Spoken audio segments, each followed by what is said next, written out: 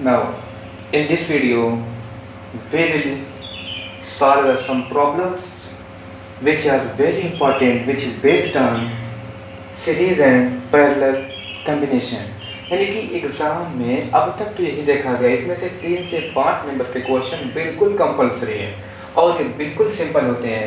सिर्फ हमको क्या पता होना चाहिए कि हमको सीरीज दिया है, हम आपको जो सर्किट दी है ये पता होनी चाहिए इस सीरीज है कि पैरेलल है। Now we will start the problems. This is the question, यानी कि आपको ऐसी सर्किट दी रहेगी, यहाँ पर देखो 2 रेजिस्टेंस कनेक्शन है, एक 6 ओम का है, दूसरा 4 ओम का है। इसमें क्वेश्चन या तो बिल्कुल सिंपल पूछता है या थोड़ा सा लाग करता है।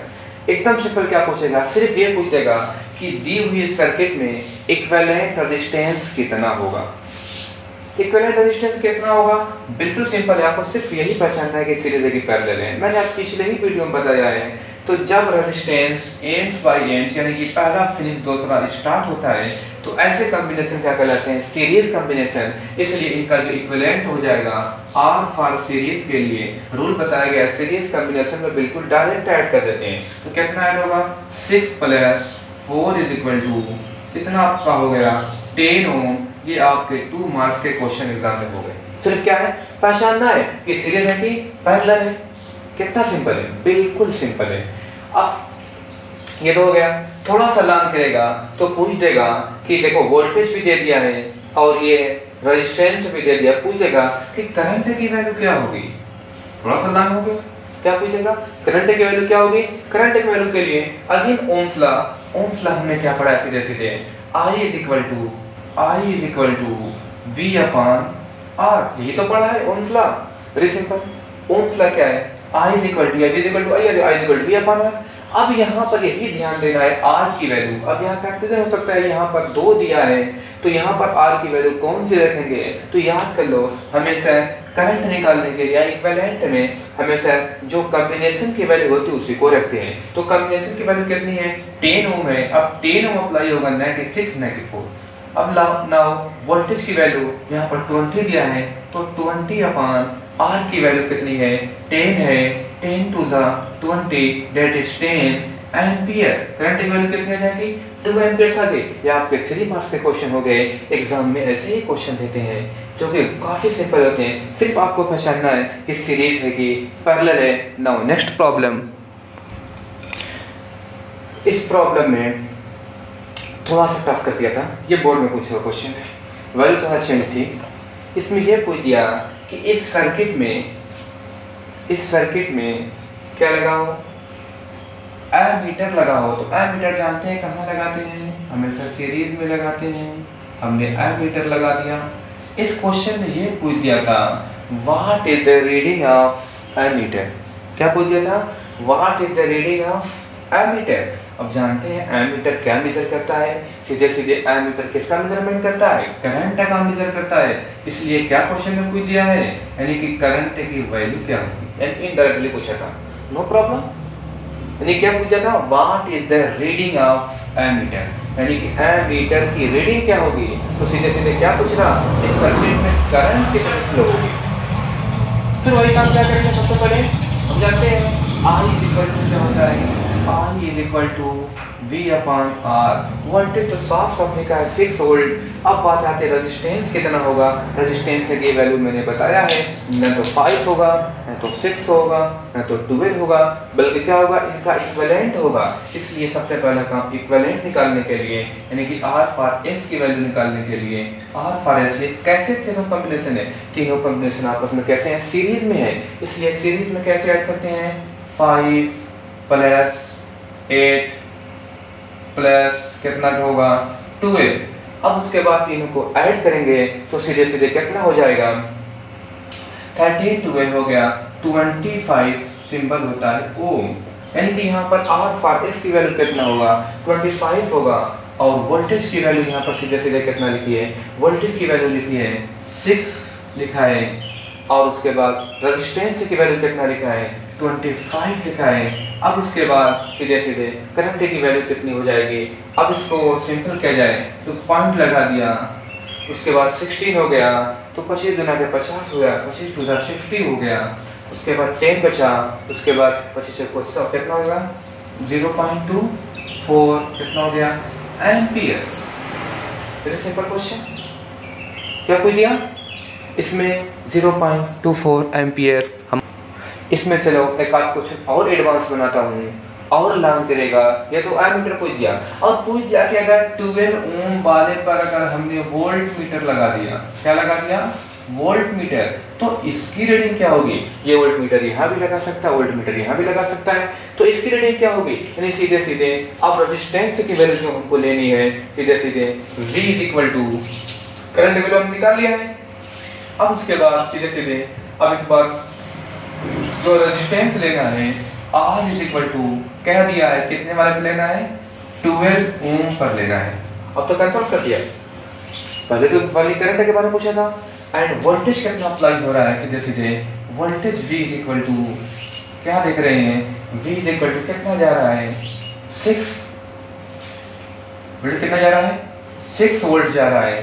अब उसके बाद यहाँ पर पूछ दिया है पोटेंशियल, सॉरी पोटेंशियल 6 जा रहा है, लेकिन इसको कितना मिलेगा इसी की वैल्यू पूछ दिया है V is equal to what. हम जानते हैं 3 चीजें चाहिए, I चाहिए, V चाहिए, R चाहिए। हमने जानते हैं सीरीज में करंट की वैल्यू सेम होती है और करंट की वैल्यू कितनी आई है, करंट की वैल्यू I इज इक्वल टू 0.24 आई है।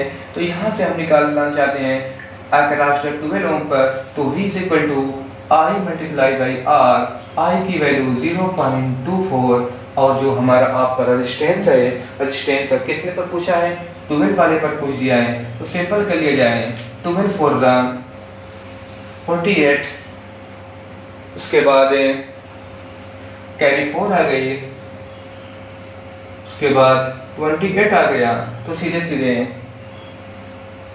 यहाँ पर पॉइंट लगाना हो तो देख लिए 2 पॉइंट है, तो सीधे सीधे कितना आ गया 2.88 वोल्ट। ये हमारी क्या हो गई, ये हमारा आंसर आ गया, वोल्टेज आ गया। Now next problem in this question,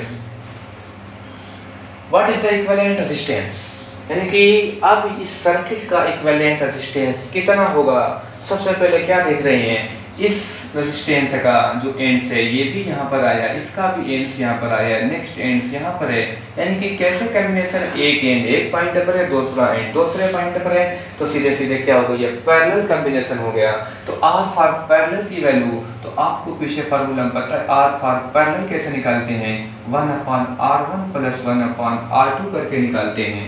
हमारे पास सिर्फ 2 ही रेजिस्टेंस है, तो इसको निकालने का देखो एक तरीका तो ये है 1/R for parallel is equal to 1/3 plus 1/6 है।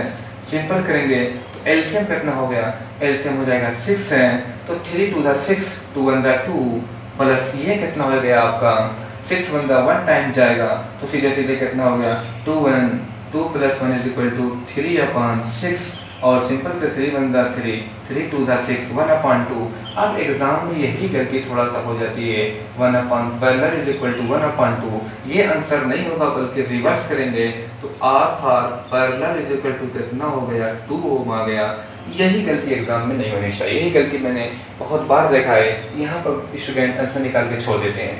इसलिए इस परेशानी से बचने के लिए एक सिंपल तरीका है, सीधे सीधे डायरेक्ट आप लिख सकते हैं R for parallel is equal to जितने भी रेजिस्टेंस, अगर ये आमतौर से 2 वाले के लिए अप्लाई होता है, अगर रेजिस्टेंस की वैल्यू क्या है दोनों डिफरेंस है तो क्या किया जाए, 2 रेजिस्टेंस दिए, एक बार दोनों का मल्टीप्लाई कर दो, तो 3 मल्टीप्लाई बाई 6 कर दिया, एक बार दोनों को ऐड कर दो, हमने एक बार दोनों को ऐड कर दिया, तो 6 3 18 हो गया, 6 plus 9 is equal 6 plus 3 is equal to 9 हो गया, 9 2 82 ओम हो गया। ये आपका बिल्कुल सिंपल तरीका था, ये भी तरीका सही है, ये भी सही। इसमें एग्जाम में गलती का चांस नहीं है, इसमें रिवर्स नहीं करना पड़ेगा, डायरेक्ट आएगा, आंसर वही आएगा। लेकिन मोस्ट जो एग्जाम होते हैं उसमें आपको इससे भी सिंपल क्वेश्चन देते हैं। क्या देते हैं, आमतौर से जो सर्किट में क्वेश्चन होता है, मैंने बहुत बार कंपटीशन में देखा है, इसकी वैल्यू आमतौर से सेम लिखते हैं। क्या लिखते हैं, सेम ही लिखते हैं। तो इसको आप अगर वैल्यू दोनों के सेम हो, इसको आपको 3 तरीके बताऊंगा। एक तरीका है बिल्कुल सेकंडों वाला, तो सिंपल तरीका, पहला तरीका कौन सा है?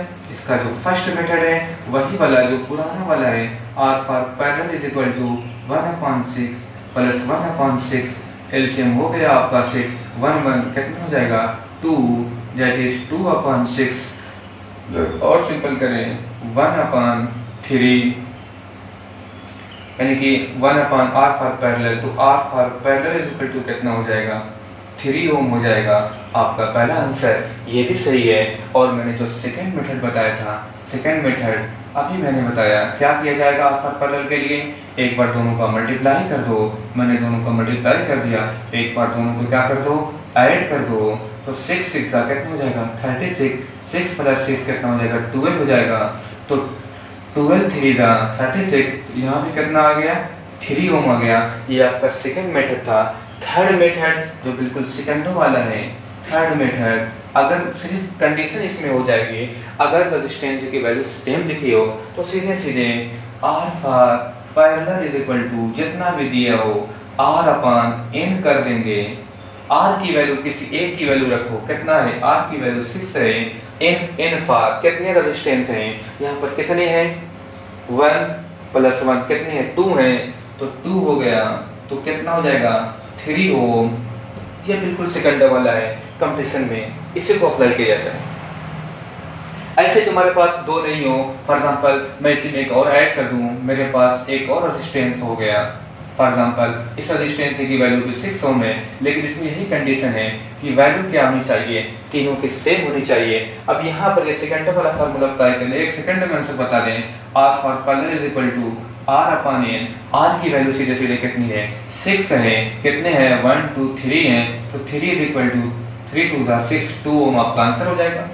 इसलिए इसको भी दिमाग में रखना कंपैरिजन के लिए। ये आपकी क्या थी, ये पैरेलल पर हो गया। Now next problem is okay thanks, video काफी लॉन्ग हो जाएगी, सेल्फ सॉल्व करें, प्रॉब्लम हो तो क्वेश्चन करें। Okay thank you.